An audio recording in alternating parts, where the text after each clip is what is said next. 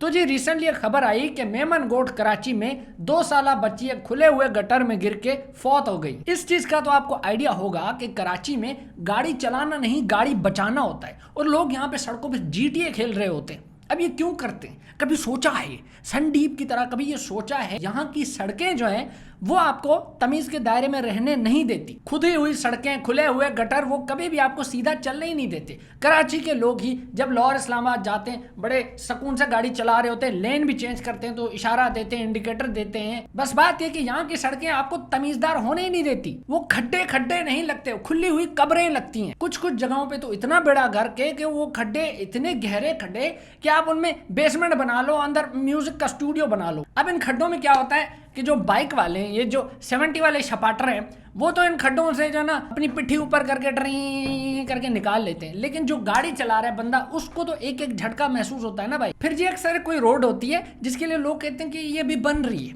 अभी बन रही है, अभी पता नहीं कब बनेगी। बादशाह औरंगजेब के जमाने से आप यही सुनते आओगे कि ये बस बन रही है। आपका दादा भी यही बोलता होगा, अब्बा भी यही बोलता होगा, आप भी यही बोलोगे, आपका बेटा भी यही बोलेगा, पोता भी यही बोलेगा। मतलब कराची लिंगो में बोले तो रोड बन के नहीं दे रही। कब बनेगी आखिर वो रोड भाई? कयामत से एक हफ्ता पहले बनेगी। दज्जाल उस रोड से आएगा, क्या होगा यार? अब जैसे रोड बन रही होती है तो उसमें छोटे छोटे पत्थर बिछा देते हैं ना, ये पत्थर तो बिछाते हैं लेकिन उसके बाद रोड को बनाना भूल जाते हैं। अब उस सड़क से जब आप गाड़ी चलाते हो खे खे खे खे करती हुई तो एक तो आपकी गाड़ी के नट पिस्टन इंजन सब टिल्ले हो जाते हैं। उसके अलावा यकीन मानो लगता है आपके भी गुर्दे दिल कोई इधर उधर हिल गए। सिर्फ वही रोड्स बनी हुई हैं जिनसे VIP जो हैं इनका गुजर बसर होता है, उसके अलावा कोई नहीं भाई। अपना काम बनता मरा जनता। इन चीजों के आते हैं बजट बिल्कुल, लेकिन खाए जाते हैं। और जैसे कि ये बड़ा सुना होगा कि ऊपर से नीचे तक करप्शन है, पब्लिक वॉशरूम तक में करप्शन होती है। शदीद वहियात किस्म की हालत होती है पब्लिक वॉशरूम्स की, लेकिन जब आप जाते हो वापस आते हो तो बंदा आता है ना भाई पैसे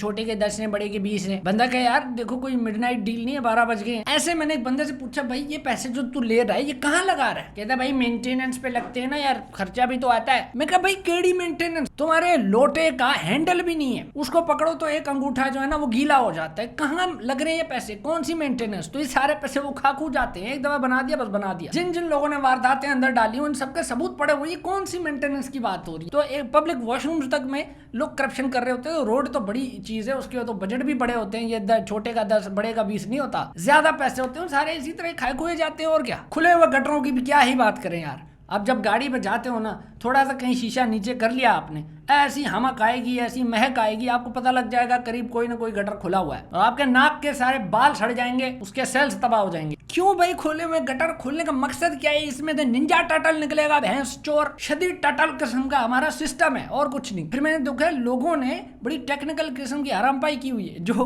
खुला हुआ गटर है उसमें उन्होंने वो लाठी डाल दी है, वो लाठी नहीं होती बड़ी लकड़ी वाली जिससे गटर साफ करते हैं, वो विच करके वही उसके अंदर बड़ा कुछ ना फतेह कर लिया है, कुछ यूं करके विच कर देते हैं उस गटर के। तो उससे क्या होता है दूर से पता लगता है कि भाई ये गटर है। अब जहां जहां गटरों के लोहे के ढक्कन है, अक्सर ऐसा भी होता है कि हीरोइंची जो है वो उठा के वो बेच के आ जाते हैं और अपना जो है टीके लगा रहे होते हैं। अब ये भी है ना, फिर और भी मसले हैं ना, मतलब ड्रग वाला प्रॉब्लम भी है और भी बहुत सारी चीजें। एक आड़ू थोड़ी है फिट हुआ बहुत सारे आड़ू है। कौन कौन से मसले को हल करोगे? अक्सर ये भी होता है कि एक दफा रोड बन गई बड़ी चिकनी से, आप बड़े खुश हो गए, उसके बाद इनको याद आता इसमें तो वो ड्रेनेज वाला पाइप ही नहीं डाला, और खोदो दोबारा तो वो पाइप डालना है। थोड़ा सा ये साहिल समंदर वाले इलाकों में आप जाएंगे ना, आपको पूरा इलाका खुदा हुआ फट के फ्लावर हुआ दिखेगा। अब आओ जरा कराची में पानी के मसले पे थोड़ी सी बात कर ले। तो थोड़ा इनफरादी किस्म की मिसाल आपको देता हूँ, लेमन वाले मिसाल की बात। आप ऐसी बिल्डिंग में रहते हो जिसकी मेंटेनेंस बकवास है, लकड़ी है, तो बेटा आपके तो लग गए। क्योंकि आप बैठे होगे वॉशरूम में कार्रवाई डाल के और अचानक आपको पता चलेगा कि आपका जो मुस्लिम शॉवर है वो नॉन मुस्लिम हो चुका है। वो बोलेगा भाई आप करो अमेरिकन सिस्टम, पानी नहीं आ रहा, पहुंचो और सवाल ना पूछो,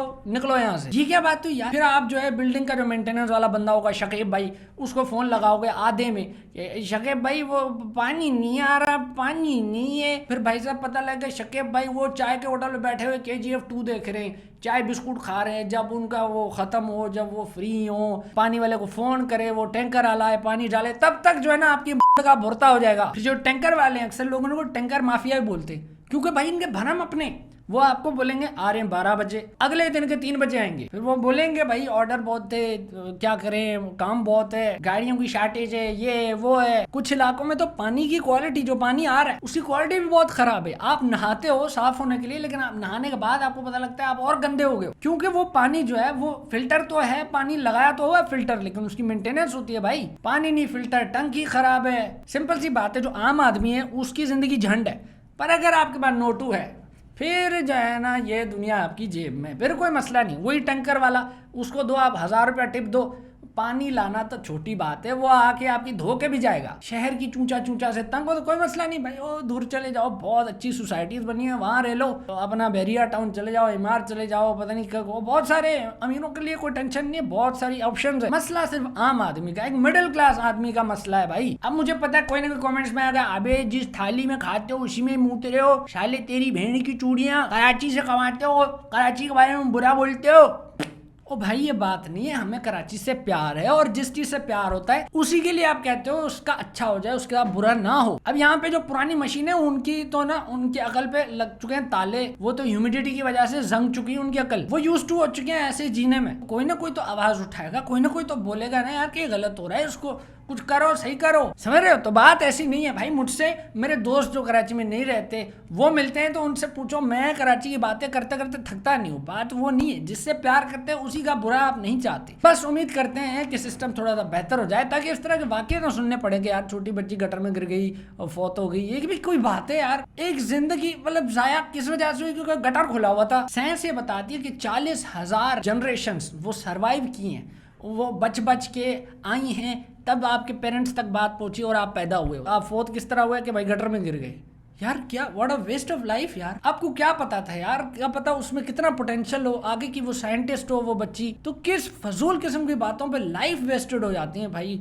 बस अब चलता हूँ, उम्मीद करता हूँ कि चीज़ें बेहतर होंगी। अब मिलते हैं आपसे किसी और वीडियो में किसी और बात पे करते हुए। तब तक भाई को दीजिए इजाजत, मैं चला, गुड बाय।